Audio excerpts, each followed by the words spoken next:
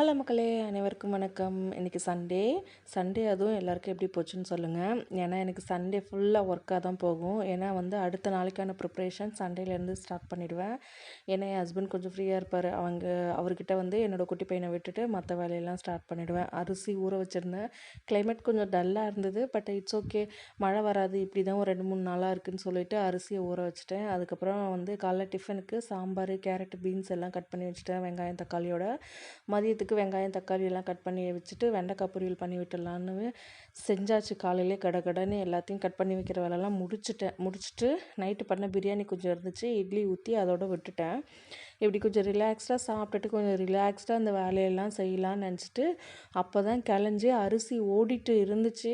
இந்த வானம் என்ன நினச்சிச்சோன்னே தெரிலங்க. மழை ஊற்றுன்னு ஊற்றிடுச்சு. எனக்கு வேறையா பக்கு பக்குங்க. ஐயோ கடவுளே, இங்கே என்கிட்ட குடக்கல் கூட இல்லையே குடையறதுக்கு. எங்கேயாவது கரண்ட் நின்றுச்சுன்னா அவ்வளோதான். எங்கள் ஊரில் கரண்ட் நின்றுச்சுன்னா கிட்டத்தட்ட ஒரு 4 மணி நேரம் 5 மணி நேரம் வராது, அந்தமாரி ஆகிடும். எனக்கு ரொம்ப பயந்துட்டேன். கடவுளே, ஒரு அரை மணி நேரம் கரண்ட் நிற்கக்கூடாது, 1 மணி நேரம் கரண்ட் நிற்கக்கூடாதுன்னு மனசுக்குள்ளேயே வேண்டிகிட்டு இருந்தேன். இந்த மாதிரி நீங்கள் இட்லிக்கு அரிசி ஊற வச்சு இந்த மாதிரி மழை என்னைக்காவது கரண்ட்டு நின்று இருக்கான்னு மறக்காமல் கமெண்ட் பாக்ஸில் கமெண்ட் பண்ணுங்கள். பாய்.